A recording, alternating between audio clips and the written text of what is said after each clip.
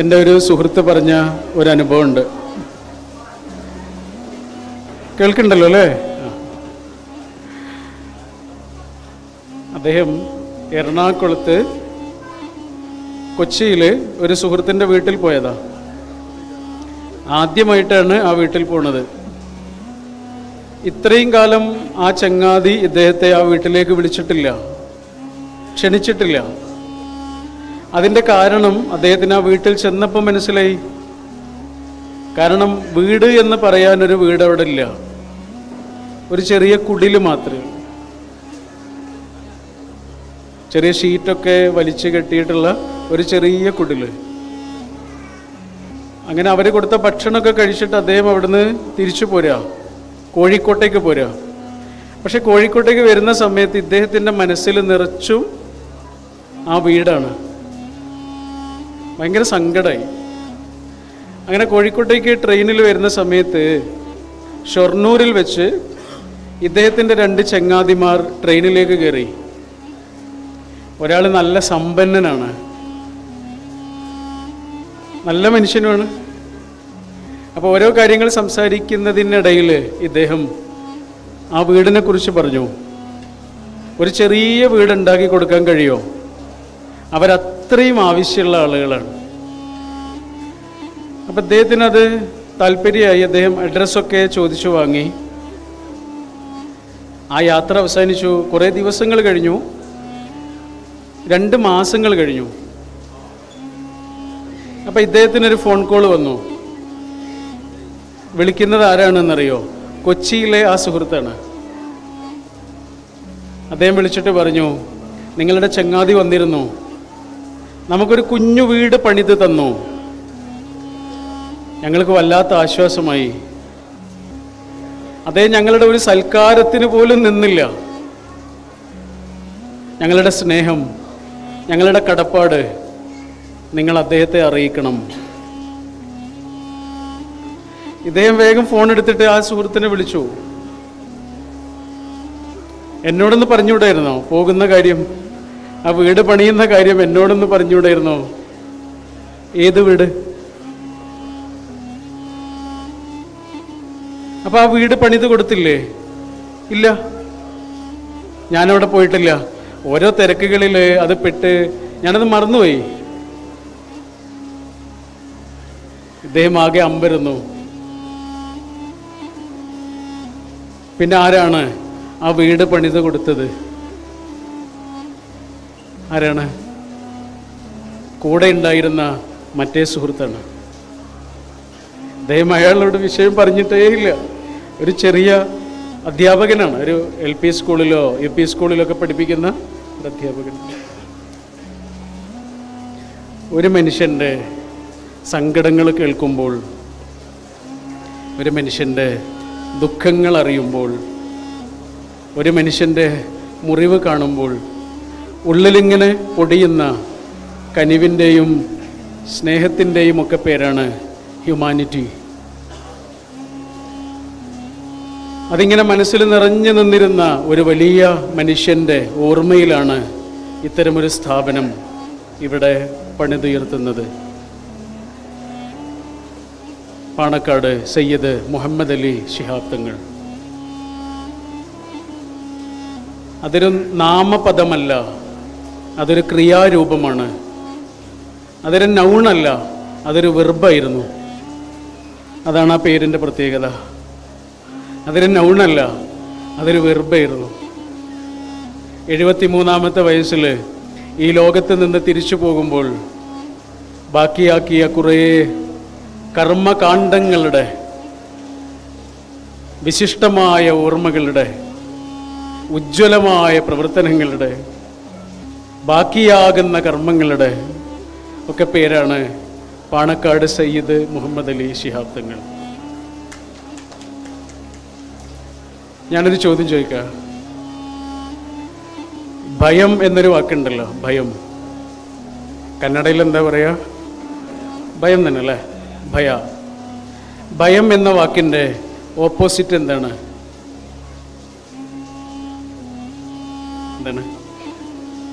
ഭയം. എൻ്റെ ഒരു സുഹൃത്തുണ്ട്, ഇതേപോലെ ഡോക്ടർ അമീർ അലിയുടെ ഒക്കെ അതേപോലെ ഇങ്ങനെ മനുഷ്യൻ്റെ വേദനകളിൽ നിന്ന് വേദനകളിലേക്ക് പാഞ്ഞു നടക്കുന്ന ഒരു സുഹൃത്താണ്. കൊയിലാണ്ടിയിലാണ്, യൂനുസ് എന്നാണ് പേര്.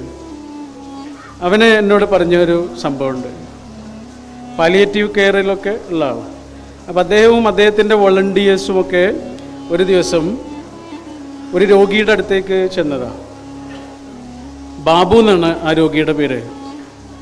നല്ല പ്രയാസത്തിലാണ്, കിടപ്പിലായ ആളാ.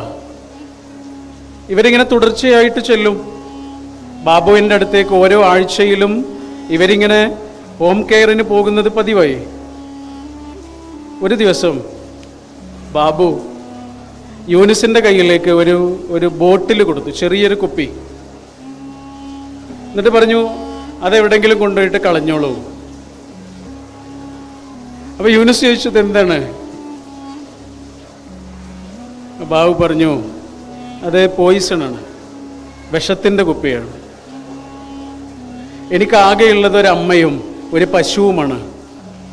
പശു എൻ്റെ വരുമാനമാണ്, അമ്മ എൻ്റെ എല്ലാമാണ്. ഇതിലേതെങ്കിലും ഒരാൾ അവസാനിച്ചാൽ അന്നെടുത്ത് കഴിക്കാൻ വേണ്ടിയിട്ട് എൻ്റെ തലയിണയുടെ അടുത്ത് ഇങ്ങനെ വെച്ചിട്ടുള്ളതാണിത്. പക്ഷേ ഇനി എനിക്കിത് വേണ്ട, ഇനി എനിക്കിത് വേണ്ട. എനിക്ക് നിങ്ങളുണ്ട്, എനിക്ക് നിങ്ങളുണ്ട്.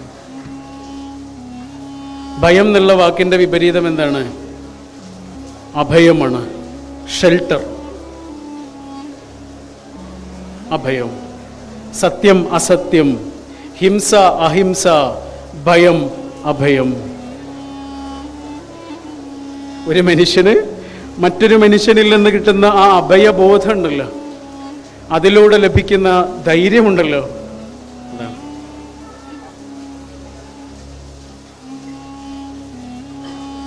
മർത്യൻ എന്നൊരു പേരുണ്ടല്ലോ മനുഷ്യന്, അല്ലേ?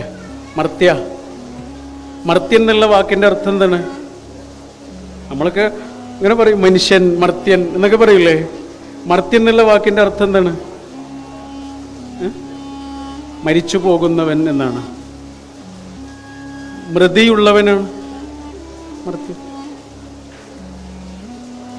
ജനനം എന്നൊരു വാതിലിലൂടെ ഇങ്ങനെ വന്നിട്ട് മരണം എന്നൊരു വാതിലിലൂടെ ഇങ്ങനെ തിരിച്ചു പോകുന്നതിന് മുമ്പുള്ള എണ്ണിയാൽ കിട്ടുന്ന അത്രയും കുറച്ച് ശ്വാസനേരങ്ങളുടെ പേരാണ് മനുഷ്യന്റെ ജീവിതം.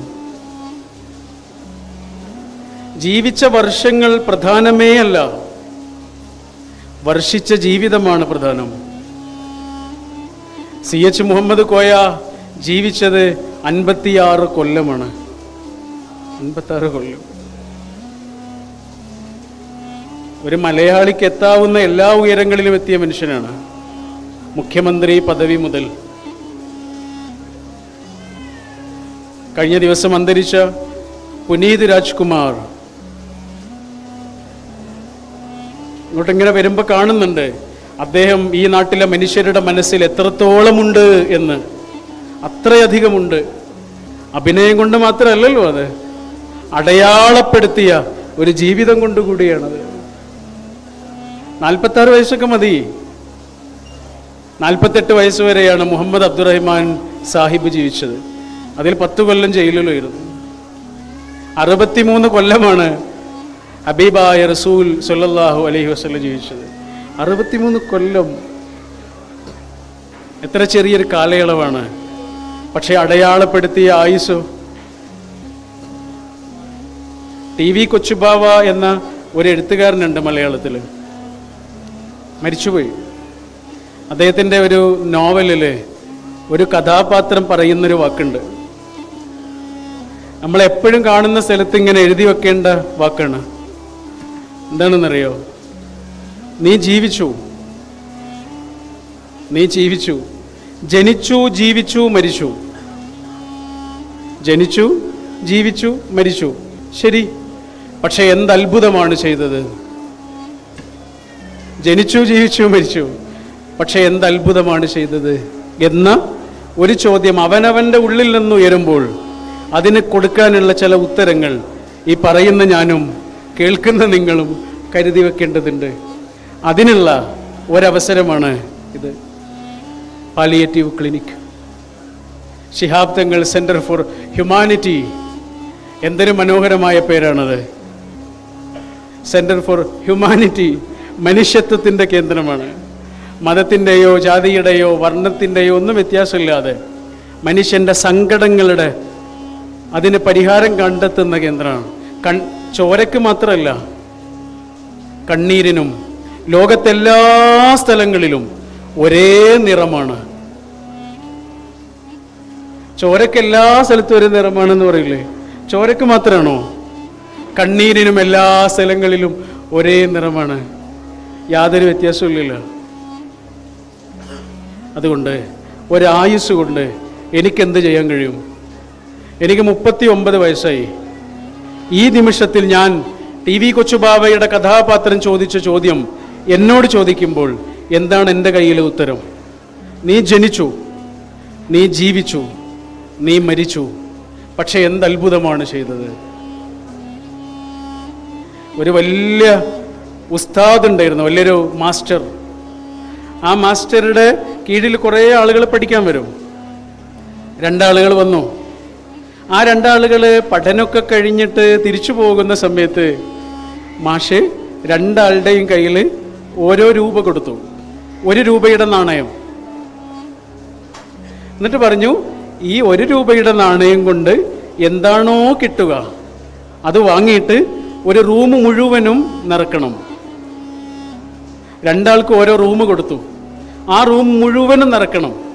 പക്ഷെ നിറക്കാൻ ആകെയുള്ളത് ഒരേ 1 രൂപയാണ്. ഒന്നാമത്തെ ആള് പെട്ടെന്ന് പരിഹാരം കണ്ടു.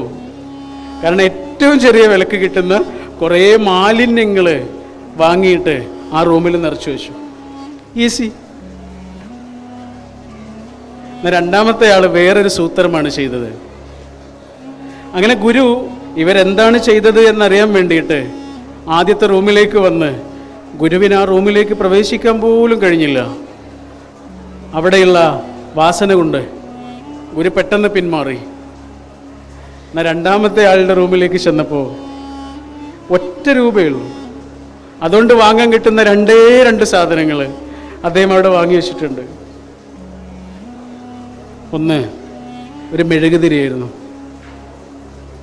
ഒന്ന് ഒരു ചന്ദനത്തിരിയായിരുന്നു. മെഴുകുതിരി ഇങ്ങനെ കത്തിച്ചു വെച്ചു. ആകെ നിറഞ്ഞു പ്രകാശം. ചന്ദനത്തിരി ഇങ്ങനെ കത്തിച്ചു വെച്ചു. ആകെ നിറഞ്ഞു സുഗന്ധം. ആ 1 രൂപയുടെ നാണയല്ലേ, അത് നമ്മുടെ ആയുസ്സാണ്. ആ മാസ്റ്റർ ഇല്ലേ, അത് പഠിച്ചവനാണ്, ഗോഡ്. മൂപ്പരിങ്ങനെ തന്ന ഒറ്റ നാണയമാണ് ആയുസ്. ആ റൂമാണ് നമ്മുടെ ജീവിതം. എന്താണ് നടക്കുന്നത്? അത്രയേ ഉള്ളൂ.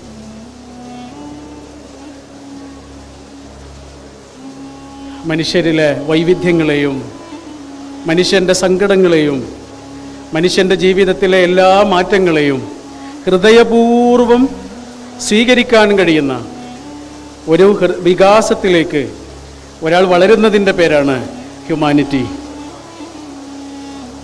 നിങ്ങൾ കേൾക്കുന്നുണ്ടെങ്കിൽ ഞാനൊരു സംഭവം പറയാം. മഴയുടെ പ്രയാസമുണ്ട്, എന്നാലും ഞാനിങ്ങനെ മെല്ലെ മെല്ലെ നിർത്തി പറയാം. ഖുർആനിൽ മൂസ എന്ന പ്രവാചകനെ കുറിച്ച് പറയുന്നില്ലേ? മൂസ നബി അലൈഹിസ്സലാം. ബൈബിളിൽ മോസെ പ്രവാചകൻ അല്ലെങ്കിൽ മോസസ് പ്രവാചകൻ. അദ്ദേഹത്തിന് പഠിച്ചവൻ ഒരു ഡ്യൂട്ടി കൊടുക്കുന്നുണ്ട്. ആ ഡ്യൂട്ടി എന്താണ്? ആ നാട്ടിലെ ഏറ്റവും ധിക്കാരിയായ അഹങ്കാരിയായ ഒരാളുടെ അടുത്തേക്ക് പോകണം. അയാളുടെ പേര് ഫറോവ എന്നാണ്. ആ ഫറോവയുടെ അടുത്തേക്ക് പോകാൻ ഒരുങ്ങുന്ന സമയത്ത് മൂസ പ്രവാചകൻ പടച്ചവനോട് ഒരു പ്രാർത്ഥന നടത്തുന്നുണ്ട്. ആ പ്രാർത്ഥന നമുക്കൊക്കെ അറിയുന്ന പ്രാർത്ഥനയായിരിക്കും. അത്രയും വ്യാപകമായി ഉപയോഗിക്കപ്പെടുന്ന അതിമനോഹരമായൊരു പ്രാർത്ഥനയാണ്. പ്രാർത്ഥന ഇങ്ങനെയാണ്: റബ്ബി ഇശ്റഹ്ലി സദ്രി. എന്താ പ്രാർത്ഥനയുടെ അർത്ഥം? ദൈവമേ, എൻ്റെ മനസ്സ് വിശാലമാക്കി തരണേ ആണല്ലോ, അല്ലേ? എങ്ങോട്ടാ പോകുന്നത്? ആ നാട്ടിലെ ഏറ്റവും അഹങ്കാരിയായ ആളുടെ അടുത്തേക്കാണ്. മൂസാ നബി ചെന്ന് പറയുന്ന കാര്യം അയാൾ സ്വീകരിക്കാൻ സാധ്യത വളരെ കുറവാണ്. അങ്ങനെ ഒരാളുടെ അടുത്തേക്ക് പോകുമ്പോൾ മൂസാ നബി ശരിക്കും പ്രാർത്ഥിക്കേണ്ടിയിരുന്ന പ്രാർത്ഥന എന്താണ്? പടച്ചോനെ, ഞാൻ പറയുന്ന കാര്യം സ്വീകരിക്കാൻ ആ മനുഷ്യൻ്റെ മനസ്സ് നീ വിശാലമാക്കി കൊടുക്കണേ എന്നായിരുന്നില്ലേ? ആയിരുന്നില്ലേ? പക്ഷേ മൂസാ നബി പ്രാർത്ഥിച്ചത് എന്താണ്? അയാൾ എങ്ങനെയുള്ള ടൈപ്പായിട്ടുള്ളൊരു മനുഷ്യനാണെങ്കിലും ആ മനുഷ്യനെ ഉൾക്കൊള്ളാൻ എൻ്റെ മനസ്സ് വിശാലമാക്കി തരണേ എന്നാണ്. ചെറിയ കാര്യമാണോ? നമ്മൾ നടക്കുന്ന എല്ലാ വഴികളിലും ഇതേപോലെ കാർപ്പറ്റ് വിരിക്കാൻ കഴിയുമോ? ഇല്ല. പക്ഷെ ഒരു ചെറിയ കാര്യം ചെയ്യാം, നമ്മുടെ കാലിൽ ഒരു ചെരുപ്പിടാം. അതാണ് റബ്ബിശ്റഹ് ലി സുദ്രി. എല്ലാ മനുഷ്യരിലെയും വൈവിധ്യങ്ങളെ ഇല്ലാതാക്കാൻ നമ്മളെ കൊണ്ട് പറ്റില്ല. പക്ഷെ ഒരു കാര്യം ചെയ്യാം, അതെന്താണ്? മനുഷ്യരുടെ എല്ലാ വൈവിധ്യങ്ങളെയും സ്നേഹപൂർവ്വം വെൽക്കം ചെയ്യാൻ നമുക്ക് കഴിയാം. അഹമ്മദ് ബുഖാത്തിർ എന്ന ഒരു അറബി പാട്ടുകാരനുണ്ട്. അദ്ദേഹത്തിൻ്റെ ഭയങ്കര രസമുള്ള ഒരു പാട്ടുണ്ട്. നിങ്ങൾ യൂട്യൂബിൽ അടിച്ചു നോക്കിയാൽ കാണാം. മൈ വൈഫ് എന്നാണ് ആ പാട്ടിൻ്റെ പേര്. അഹമ്മദ് ബുഖാത്തിർ, വൈഫിനെ കുറിച്ചുള്ള പാട്ടാണ്. അതിൽ അദ്ദേഹം പറയുന്നൊരു വരി ഇങ്ങനെയാണ്, അറബിയിൽ ഇങ്ങനെയാണ്: ഉഹിബ്ബുക്കി കൈഫ മാ കുൻതി. അർത്ഥം ഇങ്ങനെയാണ്: I love you as you are. നീ എങ്ങനെയാണോ അങ്ങനെ ഞാൻ നിന്നെ സ്നേഹിക്കുന്നു. സ്നേഹത്തിൻ്റെ ഏറ്റവും മനോഹരമായ രൂപമാണത്. സാധാരണ നമ്മൾ ആരെയും സ്നേഹിക്കുക? നമുക്ക് പറ്റുന്ന ചില മനുഷ്യരെയാണ് സ്നേഹിക്കുക. നമ്മുടെ ഫോട്ടോ കോപ്പി ആയിട്ടുള്ള മനുഷ്യർ, നമ്മൾ പറയുന്നതൊക്കെ ഇങ്ങനെ സ്വീകരിക്കുന്ന മനുഷ്യർ, അല്ലേ? അവിടുന്ന് ഒരാൾക്ക് എത്ര വലുതാകാൻ കഴിയുന്നുണ്ടോ അത്രയുമാണ് ഒരാളുടെ ഹ്യൂമാനിറ്റിയുടെ വളർച്ച. അതാണ് വൈക്കം മുഹമ്മദ് ബഷീറൊക്കെ പറഞ്ഞ, ഈ ലോകത്തെ അതിൻ്റെ എല്ലാ പോരായ്മകളോടുകൂടിയും ഞാൻ സ്നേഹിക്കുന്നു എന്ന് പറയുന്നു. മനുഷ്യരുടെ ആ വൈവിധ്യങ്ങളെ ഒരാൾക്ക് സ്വീകരിക്കാൻ കഴിയുമ്പോഴാണ് ഒരാളിലെ ഉള്ളിലെ ഹ്യൂമാനിറ്റി വളരുന്നത്. അതിനൊറ്റ കാര്യമുള്ളൂ, അതെന്താണെന്നറിയാം നിങ്ങൾ? ഒരാളുടെ ഉള്ളിലെ എമ്പതി വളർത്തലാണത്. എന്താണ് എമ്പതി എന്ന് പറഞ്ഞാൽ? ഞാനൊരു ചെറിയ ഉദാഹരണം പറയാം. ഒരാളുടെ അടുത്തൊരു കൗൺസിലറാണ്, സൈക്കോളജിക്കൽ കൗൺസിലറാണ്. ആ ആളുടെ അടുത്ത്, അതൊരു ലേഡിയായിരുന്നു, ആ ലേഡിയുടെ അടുത്ത് ഒരാൾ വിളിക്കുന്നു, ഒരു സ്ത്രീ വിളിക്കുന്നു, ഒരു ഉമ്മയാണ്. ആ ഉമ്മ പറയുന്നത് ഇങ്ങനെയാണ്: ഞാൻ എൻ്റെ മോളെ ഭയങ്കരമായിട്ട് ഉപദ്രവിക്കുന്നു, ചെറിയ കാരണങ്ങൾക്കൊക്കെ ഭയങ്കരമായിട്ട് അടിക്കുന്നു. അടിച്ചു കഴിഞ്ഞാലോ എനിക്ക് ആകെ സങ്കടമാവുകയും ചെയ്യും, എനിക്ക് റിഗ്രറ്റാണ്, പിന്നെ അടിക്കണ്ടില്ലായിരുന്നു എന്ന് ആലോചിക്കുക. പക്ഷെ ചെറിയ കാര്യങ്ങൾക്ക് പോലും ഞാൻ ഭയങ്കരമായിട്ട് അടിക്കും. എന്തു ചെയ്യും? പക്ഷെ ആ ലേഡി കൗൺസിലർ, അവരുടെ മനസ്സിൽ അപ്പം തോന്നിയൊരു കാര്യം, അത് അവരെന്നോട് പറഞ്ഞത് പടച്ചോൻ എനിക്ക് തോന്നിപ്പിച്ചു എന്നാണ് പറഞ്ഞത്. അങ്ങനെ ഒരു കാര്യമാണ്. എൻ്റെ പ്രിയപ്പെട്ടവൾ തന്നെയായിരുന്നു ആ ലേഡി കൗൺസിലർ. അത് സന്തോഷത്തോടു കൂടി പറയാൻ തോന്നുന്നൊരു കാര്യമായതുകൊണ്ട് പറഞ്ഞാണ് കേട്ടോ. അപ്പോൾ അവൾ ഈ ഉമ്മയോട് പറഞ്ഞു, ഒരു ചെറിയ കാര്യം ചോദിക്കാം ഉമ്മ, നിങ്ങൾ എന്നോട് ഇങ്ങനെ പറഞ്ഞു തരണം. എന്താ പറഞ്ഞു തരേണ്ടത്? നിങ്ങൾ മോളെ ഉപദ്രവിച്ച ഓരോ കാര്യങ്ങളും, രാവിലെ മുതൽ അവൾ കിടന്നുറങ്ങുന്നത് വരെയുള്ള കാര്യങ്ങൾ. പക്ഷെ ഉമ്മയുടെ ഭാഗത്ത് നിന്നല്ല പറയണ്ട, മോളായിട്ട് പറഞ്ഞു തരണം. ആ മോള് എന്നോട് സംസാരിക്കുന്നത് പോലെ എനിക്ക് നിങ്ങൾ പറഞ്ഞു തരണം. ഉമ്മ പറയാൻ തുടങ്ങി. രാവിലെ എഴുന്നേറ്റ് നിമിഷം മുതൽ വൈകുന്നേരം ഉറങ്ങുന്ന നിമിഷം മുതൽ വരെ ആ ഉമ്മയും മോളും തമ്മിലുള്ള ഒരു ഡീലിംഗ് ഇങ്ങനെ ആ മോള് പറയുന്നത് പോലെ ഉമ്മ പറഞ്ഞു കൊടുക്കും. പല പ്രാവശ്യം ഉമ്മ അടിച്ചിട്ടുണ്ട്, മോള് ചീത്ത പറഞ്ഞിട്ടുണ്ട്, വഴക്ക് പറഞ്ഞിട്ടുണ്ട്. നല്ല വാക്കുകൾ വളരെ കുറച്ച്, കൂടുതലും വഴക്കാണ്. കൂടുതൽ അടിയാണ്, കൂടുതൽ ഉപദ്രവമാണ്. ഇത് പറഞ്ഞു കഴിഞ്ഞിട്ട് പിന്നെ കുറേ സമയം ആ ഉമ്മ ഒന്നും മിണ്ടുന്നില്ല. അവർ കരയുന്നുണ്ടായിരുന്നു. എന്നിട്ട് ആ ഉമ്മ പറഞ്ഞു, ഇപ്പം എനിക്ക് മനസ്സിലായി, എൻ്റെ ഉമ്മ എന്നോട് എന്താണോ ചെയ്തത് അതാണ് ഞാൻ എൻ്റെ കുട്ടിയോട് ചെയ്തുകൊണ്ടിരിക്കുന്നത്. പാവം കുട്ടി അവളവിടെ കിടന്നുറങ്ങുന്നു. ആ ഉമ്മയിൽ നിന്നൊരു ദിവസം, ഒരു പകല് മുഴുവനും ആ കുട്ടിക്ക് കിട്ടുന്നത് മുഴുവനും അടിയും ഉപദ്രവങ്ങളും ദേഷ്യവുമാണ് കൂടുതൽ. അല്ലാത്തതും കുറച്ച് കിട്ടുന്നുണ്ട്. ഇത് പറഞ്ഞു കഴിഞ്ഞപ്പോൾ ആ ഉമ്മക്ക് മനസ്സിലായി എന്താണ് കാര്യം. എന്താണ് എമ്പതി? ഇതാണ് എമ്പതി. എൻ്റെ കണ്ണുകൊണ്ട് ഞാനിങ്ങനെ നോക്കുമ്പോഴേ കുറേ കുഴപ്പങ്ങളുണ്ടാവും. പക്ഷെ നിങ്ങളുടെ കണ്ണുകൊണ്ട് നോക്കുമ്പോഴോ, ആ കുട്ടിയുടെ കണ്ണുകൊണ്ട് നോക്കുമ്പോഴോ, അതിൻ്റെ പേരാണ് എമ്പതി. മറ്റൊരാളുടെ ഭാഗത്ത് നിന്ന് ഒന്ന് കാണാൻ ശ്രമിക്കുന്നതിൻ്റെ പേരാണ് ഫീലിംഗ് വിത്ത് എന്ന് ഇംഗ്ലീഷിൽ പറയൂലേ, ഫീലിംഗ് വിത്ത്. അങ്ങനെ മനുഷ്യരൊന്ന് ശ്രമിച്ചിരുന്നെങ്കിൽ എത്ര വഴക്കുകൾ കുറയുന്നു എന്നറിയോ. മുന്നിൽ നിൽക്കുന്ന മനുഷ്യൻ്റെ മനസ്സൊന്ന് മനസ്സിലാക്കാൻ ശ്രമിച്ചിരുന്നെങ്കിൽ എത്ര വഴക്കുകൾ ഇല്ലാതാകുമായിരുന്നു എന്നറിയോ. നമ്മളൊന്ന് ശാന്തമായി ആലോചിക്കാൻ കുറച്ച് സമയം കൊടുത്തിരുന്നെങ്കിൽ എത്ര വഴക്കുകൾ ഇല്ലാതാകുമായിരുന്നു എന്നറിയാം.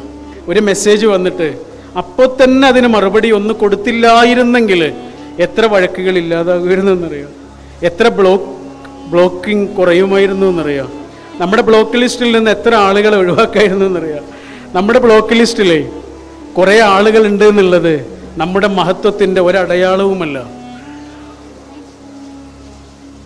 നമുക്ക് മനുഷ്യരെ വെൽക്കം ചെയ്യാൻ കഴിയുന്നിടത്തുള്ള പോരായ്മയുടെ ഏറ്റവും നല്ല ഉദാഹരണമാണ് നമ്മുടെ ബ്ലോക്ക് ലിസ്റ്റിലെ ആളുകൾ. ആളെ ബ്ലോക്കാക്കി. ഈ മനസ്സിന് എന്തെങ്കിലും മാനസിക പ്രയാസങ്ങളൊക്കെ ഉണ്ടാകുന്ന ആളുകളില്ലേ, അവരാദ്യം എന്താ ചെയ്യുക? എല്ലാ ആളുകളെയും അകറ്റുക ചെയ്യുക. മനസ്സിങ്ങനെ ചെറുതാകുന്നതിൻ്റെ ഏറ്റവും നല്ല അടയാളമാണ് ഒരാൾ മനുഷ്യരെ അകറ്റുന്നത്, ഡിറ്റാച്ച്ഡ് ആകുന്നത്. മനസ്സിങ്ങനെ വലുതാകുന്നതിൻ്റെ ഏറ്റവും നല്ല അടയാളമാണ് മനുഷ്യരെ വെൽക്കം ചെയ്യുന്നത്. അപ്പോൾ ഫീലിംഗ് വിത്ത് എന്ന് പറയുന്ന ഉദാത്തമായൊരു ഹൃദയവികാസമുണ്ട്. അതാണ് ഖുർആൻ പറഞ്ഞ അലം നശ്റഹ് ലക സദ്റക എന്ന് പറഞ്ഞില്ലേ, അതാണത്. അത് നമ്മുടെ വീടിൻ്റെ അകത്തുനിന്ന് തുടങ്ങേണ്ടതാണ്. ഒറ്റയ്ക്ക് ഇങ്ങനെ പാത്രം കഴുകിക്കൊണ്ടിരിക്കുന്ന ആ പാവം സ്ത്രീയെ ഒന്ന് ചെന്ന് സഹായിക്കുന്നതിൻ്റെ പേരാണ് ഫീലിംഗ് വിത്ത്. എന്താണെന്നറിയില്ല, ഈ മാസം വല്ലാത്ത വേദനയും തളർച്ചയും ഒക്കെ ഉണ്ട് എന്ന് അവൾ നമ്മളോട് വന്നിട്ട് പറയുമ്പോൾ അവൾക്ക് വേണ്ടത് വേദനക്കുള്ള ഗുളികയല്ല എന്നുള്ള ഒരു തിരിച്ചറിവുണ്ടല്ലോ, അതിൻ്റെ പേരാണ് ഫീലിംഗ് വിത്ത്. ഇതാണിനും പെണ്ണിനൊക്കെ ആവശ്യമുള്ളതാണ്. പറയാതെ ഒരാൾ മനസ്സിലാക്കേണ്ടതാണത്. അതാണ് ഫീലിംഗ് വിത്ത്. പറയൊന്നും വേണ്ട, അതൊക്കെ മനസ്സിലാക്കുന്നതിൻ്റെ പേരാണ് ഫീലിംഗ് വിത്ത്. നമുക്കൊരാൾക്ക് എന്തും കൊടുക്കാം. പൈസ ഇല്ലാത്ത ഒരാൾക്ക് പൈസ കൊടുക്കാം, അല്ലേ? പക്ഷേ നമുക്ക് കൊടുക്കാൻ കഴിയാത്തൊരു സംഗതിയുണ്ട്. അതെന്താണെന്നറിയോ? ആരോഗ്യം. അത് കൊടുക്കാൻ കഴിയില്ല. രോഗം കൊടുക്കാം. പടരുന്ന രോഗങ്ങളൊക്കെ ഇല്ലേ, രോഗം പടരും, പക്ഷെ ആരോഗ്യം പടരുമല്ലോ. ശ്രദ്ധിച്ചിട്ടുണ്ടോ നിങ്ങൾ? രോഗം പടരും, പക്ഷെ ആരോഗ്യം പടരില്ല. ആരോഗ്യം ഒരാൾക്ക് വേറെ ഒരാൾക്ക് കൊടുക്കാൻ കഴിയില്ലല്ലോ. പിന്നെ ആൾക്ക് കൊടുക്കാൻ പറ്റുന്ന എന്താണ്? നമ്മുടെ സമയം, നമ്മുടെ പരിചരണം, നമ്മുടെ ശുശ്രൂഷ, നമ്മുടെ ശ്രദ്ധ. അതാണ് പാലിയേറ്റീവ് ക്ലിനിക്. പ്രവാചക തിരുമേനി സല്ലല്ലാഹു അലൈഹി വസല്ലം രോഗികളെ പോയിട്ട് സന്ദർശിക്കണം എന്ന് നമ്മളോട് പറഞ്ഞിട്ടുണ്ട്, അല്ലേ? എന്താ പറഞ്ഞ്? രോഗികളെ പോയിട്ട് സന്ദർശിക്കണം. സന്ദർശിക്കണം എന്നാണ് പറയുന്നത് എങ്കിൽ അറബിയിൽ അതിന് സിയാറത്ത് എന്നാണ് പറയുക. ഖബറൊക്കെ പോയിട്ട് നമ്മൾ സന്ദർശിക്കൂലേ, അതിനെന്താ പറയുക? സിയാറത്ത്. നമ്മളവിടെ ഇങ്ങനെ നിന്നാൽ മതി, ഒന്നും ചെയ്യാനില്ല. പക്ഷെ നബി പറഞ്ഞത് എന്താണെന്നറിയോ? സിയാറത്ത് എന്ന വാക്കല്ല ഉപയോഗിച്ചത്. നിങ്ങൾ നബി വചനങ്ങളൊക്കെ എടുത്തു നോക്കൂ. രോഗികളെ പോയിട്ട് കാണാൻ പറയുന്ന സ്ഥലത്ത് പറഞ്ഞിട്ടുള്ളത് എന്താണെന്നറിയാം? അയ്യാദത്ത് എന്നാണ് പറഞ്ഞുള്ളത്. അയ്യാദത്തുൽ മരീദ്. എന്താണ് അയ്യാദത്തുൽ മരീദ് എന്ന് പറഞ്ഞാൽ? രോഗിയെ ശുശ്രൂഷിക്കലാണ്. അവിടെ എങ്ങനെ നിൽക്കാനല്ല, അവിടെ പാലിയേറ്റീവ് കെയർ നടത്താനാണ് പറഞ്ഞത്. അയാളിങ്ങനെ എഴുന്നേറ്റിരിക്കാൻ കഴിയാത്ത ഒരാളാണെങ്കിൽ ഒന്നിങ്ങനെ എഴുന്നേറ്റിരുത്താൻ സഹായിക്കുന്നതിൻ്റെ പേരാണത്. ഒന്ന് അങ്ങാടിയിൽ പോകണമെന്ന് ആഗ്രഹിക്കുന്ന ഒരാളെ ഇങ്ങനെ കോരിയെടുത്തിട്ട് അങ്ങാടിയിലേക്ക് കൊണ്ടുപോകുന്നതിൻ്റെ പേരാണത്. കടൽ കാണാൻ ആഗ്രഹമുണ്ട് എന്ന് പറയുന്ന ഒരു രോഗിയെ ഇങ്ങനെ കോരിയെടുത്തിട്ട് ഒരു കടൽ കാണിച്ചു കൊടുക്കലാണത്. ആ പായയിൽ കിടന്ന് കിടന്ന് കിടന്ന് പുറം പൊട്ടിപ്പോയൊരു മനുഷ്യന് ഒരു വാട്ടർ ബെഡ് വാങ്ങിക്കൊടുക്കുന്നതിൻ്റെ പേരാണത്. നടക്കാൻ കഴിയാത്തൊരു മനുഷ്യനൊരു വീൽ ചെയർ സമ്മാനിക്കുന്നതിൻ്റെ പേരാണത്. എന്ത്? ഇയാദത്തുൽ മരീദ്. അപ്പോഴാണ് നമുക്ക് അവിടെ രോഗം മാത്രമല്ല പ്രശ്നം എന്ന് മനസ്സിലാവുക. സിയാറത്തിൽ അത് മനസ്സിലാവില്ല. ഞങ്ങളിങ്ങോട്ട് വരുന്ന സമയത്ത് നമ്മുടെ കൂടെ ഒരാളുണ്ട്, റംഷാദ് എന്ന് പറഞ്ഞ ഒരാളുണ്ടായിരുന്നു. ഇതിൽ വളരെ സജീവമായി പ്രവർത്തിക്കുന്ന ആളാണ്, കോഴിക്കോട്. അദ്ദേഹം പറഞ്ഞൊരു സംഭവമുണ്ട്. അദ്ദേഹവും സുഹൃത്തുക്കളും ഒരു രോഗിയുടെ വീട്ടിലേക്ക് പോകുന്നു. ആ രോഗിയെ മാത്രം കണ്ട് മരുന്ന് കൊടുത്ത് തിരിച്ചു പോന്നിരുന്നെങ്കിൽ അവർക്കൊന്നും മനസ്സിലാകില്ലായിരുന്നു. പക്ഷെ ആ കുടുംബത്തെ അവർ അടുത്തറിയാൻ തുടങ്ങി. എന്താണെന്നറിയോ? വലിയ വീടാ. പക്ഷേ 1 മാസത്തിലേറെയായി അവിടെ ഭക്ഷണം കഴിച്ചിട്ടില്ല. ഈ ലിനൻ്റെ ഒക്കെ തുണി ഉണ്ടല്ലോ, ഇത് കഴുകാൻ എന്ന പേരിൽ അയൽപ്പക്കത്ത് നിന്ന് കഞ്ഞിവെള്ളം വാങ്ങും. ആ കഞ്ഞിവെള്ളം കുടിച്ചിട്ട് മാസങ്ങളോളം കഴിഞ്ഞൊരു കുടുംബത്തെക്കുറിച്ച് അദ്ദേഹം പറയുന്നുണ്ട്. പിന്നെ അവിടെയുള്ള കുട്ടി മൈലാഞ്ചി ഇടാനും മിടുക്കിയാണ്. അങ്ങനെ മൈലാഞ്ചി ഇടാൻ പോകും. അതിൽ കിട്ടുന്ന ചെറിയ വരുമാനം, അതുകൊണ്ടാണ് ജീവിച്ചത്. അങ്ങനെ മൈലാഞ്ചി ഇടാൻ പോയൊരു വീട്ടിൽ വെച്ചിട്ട് എന്തോ ഒരു പ്രശ്നം ഉണ്ടാവുന്നു. ആരോ അവളെ വഴക്ക് പറയുന്നു, കുടുംബത്തിലുള്ള ആരോ, എന്തിനാ നീ മൈലാഞ്ചി ഇടാൻ പോകുന്നതെന്നൊക്കെ. അവൾക്ക് സങ്കടമായി. അവൾ തൊട്ടപ്പുറത്ത് റെയിൽ പാളമുണ്ട്, അവിടെ പോയിട്ട് ട്രെയിനിന് മുന്നിൽ ചാടിയിട്ട് ആത്മഹത്യ ചെയ്തു. ആ കുടുംബത്തിൻ്റെ എല്ലാ മാർഗങ്ങളും അറ്റുപോവാണ്. അങ്ങനെ ആ കുടുംബത്തെ സംരക്ഷിച്ച ഒരു സംഭവം അദ്ദേഹം പറയുണ്ടായി. ഇതിൻ്റെ പേരാണ് ഇയാദത്തുൽ മരീദ്. സിയാറത്തല്ല, ഇയാദത്ത്. എന്താണ് ഇയാദത്ത്? അവിടെ ചിലപ്പോൾ സംരക്ഷണം വേണ്ടി വരും, ചിലപ്പോൾ ഏറ്റെടുക്കേണ്ടി വരും, ചിലപ്പോൾ മരുന്ന് കൊടുത്താൽ മതിയാവും, ചിലപ്പോൾ അവിടുത്തെ കുട്ടിക്ക് പുസ്തകം വാങ്ങിക്കൊടുക്കേണ്ടി വരും, ചിലപ്പോൾ അവിടുത്തെ കുട്ടിക്ക് ബാഗ് വാങ്ങിക്കൊടുക്കേണ്ടി വരും. ഇതിൻ്റെ ഒക്കെ പേരാണെന്ത്? ഇയാദത്തുൽ മരീദ്. ഞാൻ എൻ്റെ വാക്കുകൾ അവസാനിപ്പിക്കും.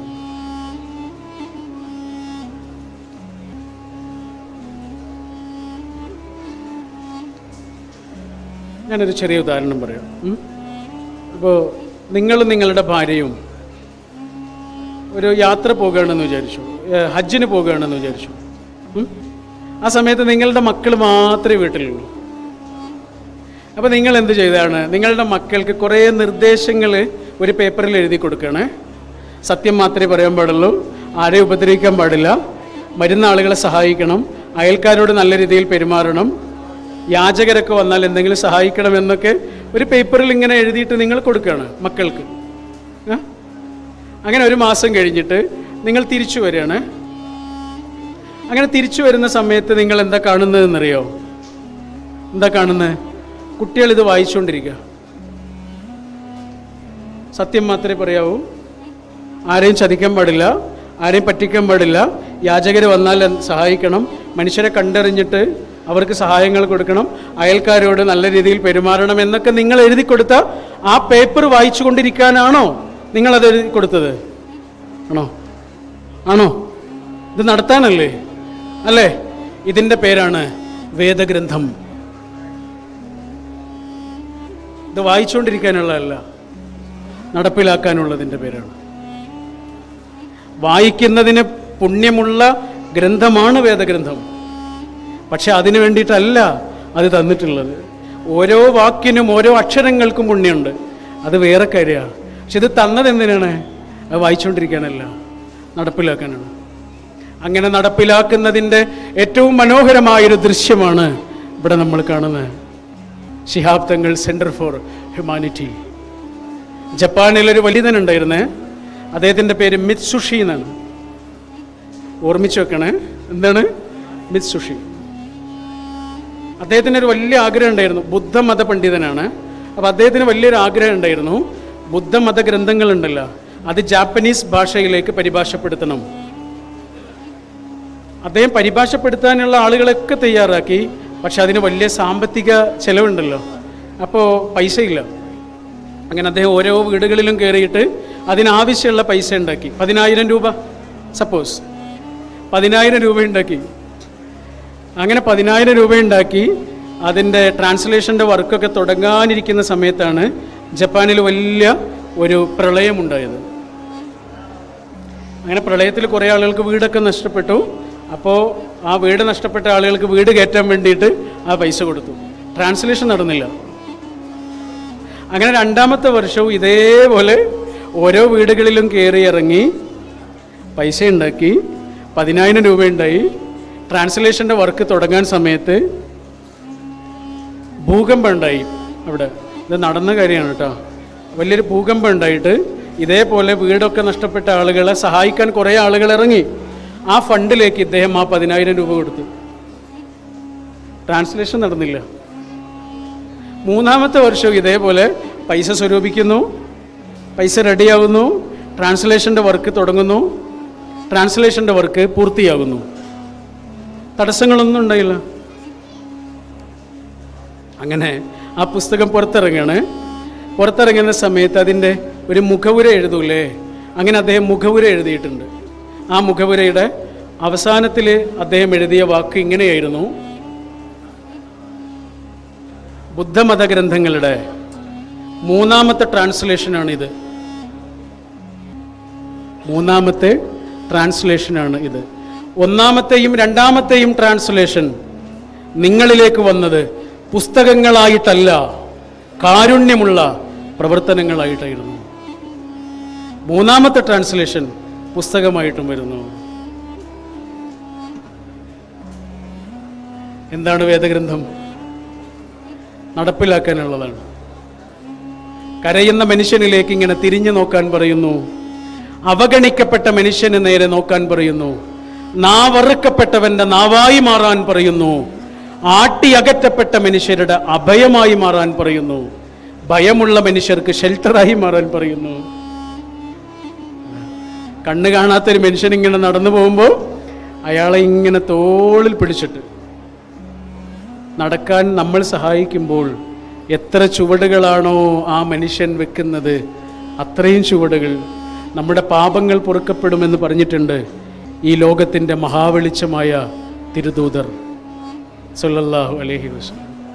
ഞാനൊരു ചെറിയ കാര്യം അതും കൂടി ചെയ്തിട്ട് ഞാൻ എൻ്റെ വാക്കുകൾ അവസാനിപ്പിക്കും. ഒരു സ്കൂളിൽ ഒരു PT മാഷുണ്ട്. ആ PT മാഷ് ആ സ്കൂളിലെ കുട്ടികൾക്ക് കാണിച്ചു കൊടുത്തിട്ടുള്ളൊരു കാര്യമാണ്. കുട്ടികളെ ഇങ്ങനെ നിരനിരയായി നിർത്തിയേ, ഇങ്ങനെ നിരനിരയായി നിർത്തി കുറേ കുട്ടികൾ. എന്നിട്ട് ഓടാൻ ആവശ്യമുള്ള ഒരു ഡെസ്റ്റിനേഷൻ കാണിച്ചു കൊടുത്തു. ഇവിടെയാണ് എത്തേണ്ടത്. എവിടെയാ? ഈ ഡെസ്റ്റിനേഷനിലെത്തണം. ഈ കുട്ടികൾ ഓടി വരണം. എന്നിട്ട് ഓടിയിട്ട് ആദ്യം എത്തുന്നത് ആരാണോ അവർക്കുള്ളതാണ് സമ്മാനം. പക്ഷെ മാഷ് അതിൻ്റെ മുമ്പ് ഒരു ചെറിയ കാര്യം പറഞ്ഞു. മാഷ് പറഞ്ഞു, അച്ഛനും അമ്മയും ജോലിക്കാരായ ആരൊക്കെയാണ് ഈ കൂട്ടത്തിലുള്ളത്? അച്ഛനും അമ്മയ്ക്കും ജോലിയുണ്ട്, രോഗമില്ല, നല്ല ആരോഗ്യമുണ്ട്, വളരെ സമ്പന്നമായ സമൃദ്ധമായ കുടുംബം, വീടുണ്ട്, അച്ഛനും അമ്മയ്ക്കും ജോലിയുണ്ട്. അങ്ങനെയുള്ള ആരൊക്കെയാണ് ഉള്ളതെന്ന് ചോദിച്ചു. അപ്പോൾ കുറച്ച് കുട്ടികൾ ഇങ്ങനെ ഓടി വന്നു. മാഷ് ഇവിടെ നിൽക്കാൻ പറഞ്ഞു. പിന്നെ മാഷ് ചോദിച്ചു, അച്ഛൻ മരിച്ചുപോയ ആരൊക്കെയാണുള്ളത് എന്ന് ചോദിച്ചു. അച്ഛൻ മരിച്ചുപോയ ആരൊക്കെയാണുള്ളത്? അപ്പോൾ കുറച്ച് കുട്ടികൾ കൂടെ ഇങ്ങനെ ഓടി വന്നു. അമ്മ മരിച്ചുപോയ കുട്ടികൾ ആരൊക്കെയാണുള്ളതെന്ന് ചോദിച്ചു. അമ്മ മരിച്ചുപോയ കുട്ടികൾ. വീടില്ലാത്ത ആരൊക്കെയാണുള്ളത് എന്ന് ചോദിച്ചു. വീടില്ലാത്ത കുറേ ആളുകൾ. ഇങ്ങനെ കൂടുതൽ സമ്പന്നതയും കൂടുതൽ സമൃദ്ധിയുമുള്ള ആളുകളൊക്കെ മുന്നിലേക്ക് വന്നു. ഞാനൊരു ചോദ്യത്തിൽ അവസാനിപ്പിച്ചതാണ്. മാഷ് കുറേ ചോദ്യങ്ങൾ. അച്ഛനും അമ്മയ്ക്കും ജോലിയുള്ളവർ, അച്ഛന് മാത്രം ജോലിയുള്ളവർ, വീടുള്ള ആളുകൾ, ഇങ്ങനെ തുടങ്ങിയിട്ടുള്ള ആളുകളൊക്കെ മുന്നിലേക്ക് കൊണ്ടുവന്നു. ഇങ്ങനെ പതുക്കെ പതുക്കെ പതുക്കെ സങ്കടങ്ങളും വിഷമങ്ങളും രോഗങ്ങളും വീടില്ലാത്തവരും പണമില്ലാത്തവരുമായ ആളുകൾ പിറകിലൂടെ ഇങ്ങനെ വരി വരിയായി നിന്നു. എന്നിട്ട് മാഷ് കാണിച്ചു കൊടുത്തു, ഇത് നിങ്ങളുടെ ഡെസ്റ്റിനേഷനാണ്.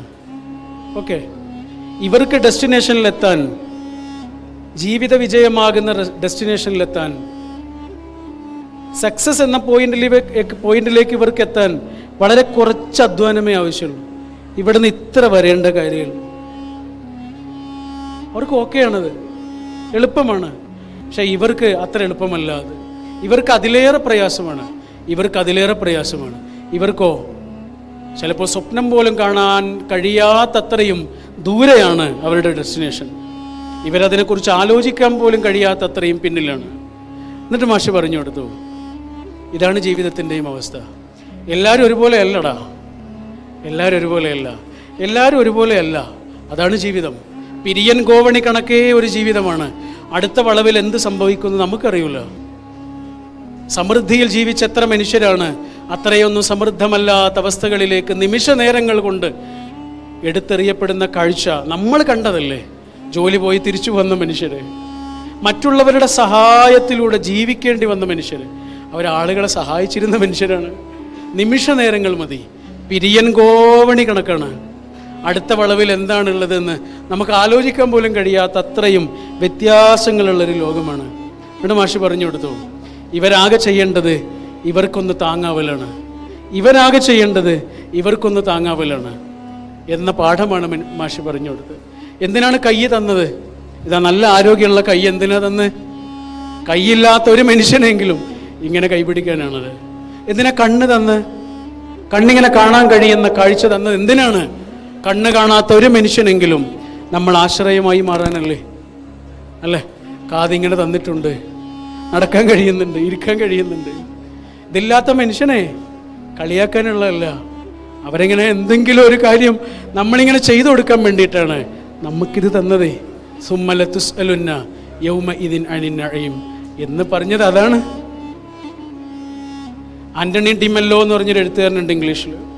അദ്ദേഹത്തിൻ്റെ ഒരു ചെറിയ കഥയുണ്ട്, പ്രയർ ഓഫ് ദ ഫ്രോഗ് എന്ന് പറഞ്ഞ ഒരു 2-3 പുസ്തകങ്ങളുള്ള അതിലൊരു സ്റ്റോറി ഉണ്ട്. അതിങ്ങനെയാണ്, ഒരാൾ 2 ചങ്ങാതിമാരാ. അതിലൊരു ചങ്ങാതി യുദ്ധത്തിന് പോയതാ.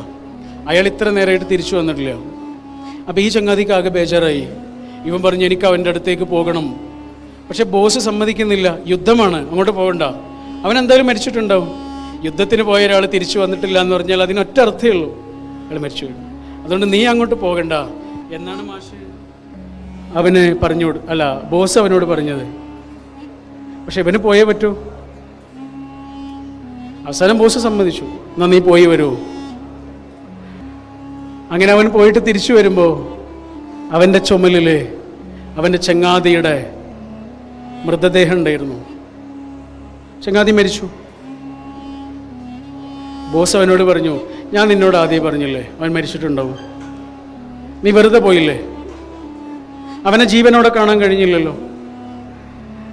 അപ്പോൾ ഇവൻ പറഞ്ഞു, അങ്ങനെ പറയരുത്, ഞാൻ അവനെ ജീവനോടെ കണ്ടു. ഞാൻ ചെല്ലുന്ന സമയത്ത് അവനൊരു തരി ജീവൻ ഉണ്ടായിരുന്നു.